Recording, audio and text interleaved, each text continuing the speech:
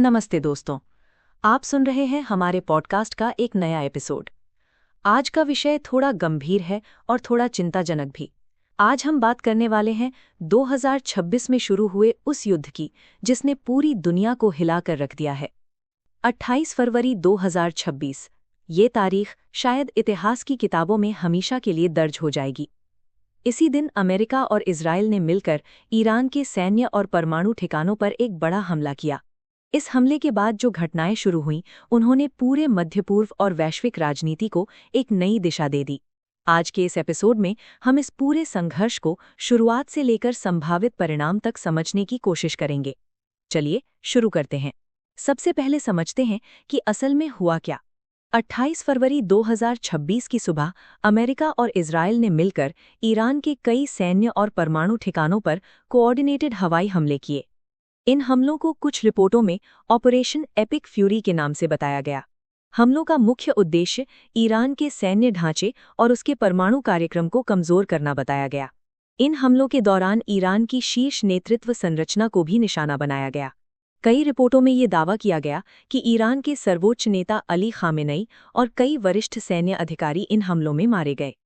हालांकि इन घटनाओं के बारे में विभिन्न स्रोतों में अलग-अलग दावे सामने आए, लेकिन इतना तय है कि इस हमले के बाद क्षेत्र में तनाव अचानक बहुत बढ़ गया। ईरान ने इस हमले को अपनी संप्रभुता पर सीधा हमला बताया और जवाबी कार्रवाई की घोषणा की। अब सवाल उठता है कि ये स्थिति यहाँ तक पहुंची कैसे। दरअसल इसकी पृष्ठभूमि कई साल पुरानी है। मध्य पूर्व में लंबे समय से ईरान और इजराइल के बीच तनाव बना हुआ है। ईरान पर लंबे समय से आरोप लगते रहे हैं कि वो परमाणु हथियार बनाने की दिशा में आगे बढ़ रहा है। इजराइल और अमेरिका इस संभावना को अपनी सुरक्षा के लिए बड़ा खतरा मानते रहे हैं। दूसरी तरफ ईरान हमेशा ये कहता रहा है कि उसका परमाणु कार्यक्रम केवल ऊर्जा और वैज्ञानिक उद्देश्यों के लिए है। 2023 के बाद क्षेत्रीय तनाव और भी बढ़ गया, जब इजराइल और हमास के बीच बड़ा संघर्ष शुरू हुआ। उस संघर्ष में भी ईरान पर विभिन्न समूहों को समर्थन देने के आरोप लगे। धीरे धीरे ये तनाव एक बड़े क्षेत्रीय संघर्ष की दिशा में बढ़ता गया और आखिरकार 2026 में ये स्थिति खुले सैन्य टकराव में बदल गई। अब बात करते हैं नेतृत्व पर हुए हमलों की। रिपोर्टों के अनुसार ईरान की राजधानी तेहरान में कई महत्वपूर्ण सैन्य और सरकारी ठिकानों को निशाना बनाया गया। इन हमलों का उद्देश्य ईरान की सैन्य कमांड स्ट्रक्चर को कमजोर करना बताया गया। इस तरह की रणनीति को अक्सर स्ट्रेटेजिक डिकैपिटेशन कहा जाता है, यानी दुश्मन की नेतृत्व व्यवस्था को खत्म करके उसकी निर्णय क्षमता को कमजोर करना। लेकिन इतिहास बताता है कि ऐसी रणनीतियां हमेशा अपेक्षित परिणाम नहीं देतीं। इराक और लीबिया जैसे उदाहरण बताते हैं कि नेतृत्व हटाने के बाद कई बार लंबे समय तक अस्थिरता पैदा हो जाती है। ईरान ने भी इन हमलों का जवाब दिया। रिपोर्टों के अनुसार ईरान ने कई मिसाइल और ड्रोन हमले किए। इन हमलों का लक्ष्य इजराइल और खाड़ी क्षेत्र में मौजूद अमेरिकी सैन्य ठिकाने बताए गए। इस जवाबी कार्रवाई ने संघर्ष को और भी व्यापक बना दिया। अब ये केवल दो देशों के बीच का संघर्ष नहीं रहा, बल्कि इसमें पूरे क्षेत्र के कई देश प्रभावित होने लगे। अब बात करते हैं आर्थिक प्रभाव की। मध्य पूर्व केवल राजनीतिक दृष्टि से ही नहीं, बल्कि आर्थिक दृष्टि से भी बेहद महत्वपूर्ण क्षेत्र है। यहाँ से दुनिया की बड़ी मात्रा में तेल की आपूर्ति होती है। होर्मुज जलडमरू मध्य इस पूरे सिस्टम का सबसे महत्वपूर्ण मार्ग है। दुनिया के तेल व्यापार का बड़ा हिस्सा इसी रास्ते से गुजरता है। जब इस क्षेत्र में तनाव बढ़ता है तो सबसे पहले तेल बाजार प्रभावित होता है।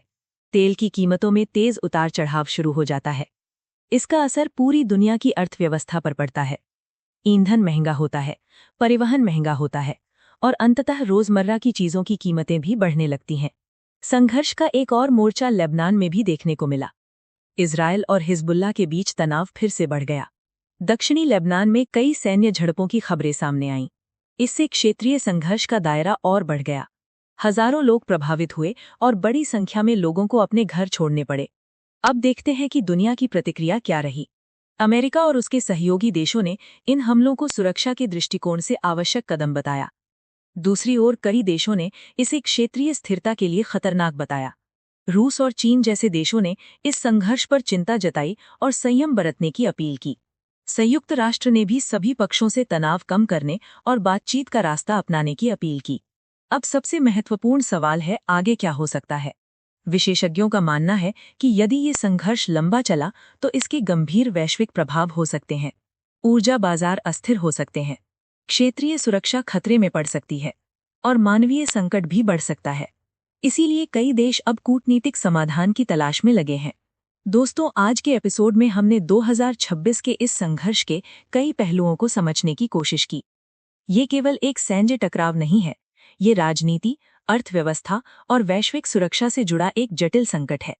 आने वाले महीनों में ये देखना महत्वपूर्ण होगा कि क्या ये संघर्ष शांत होता है या और बढ़ता है। अगर आपको ये विश्लेषण उपयोगी लगा हो तो इसे जरूर साझा करें और हमें बताइए कि इस विषय पर आपकी क्या राय है। हम अगले एपिसोड में फिर मिलेंगे। तब तक के लिए धन्यवाद। सुरक्षित रहिए, जागरूक रहिए।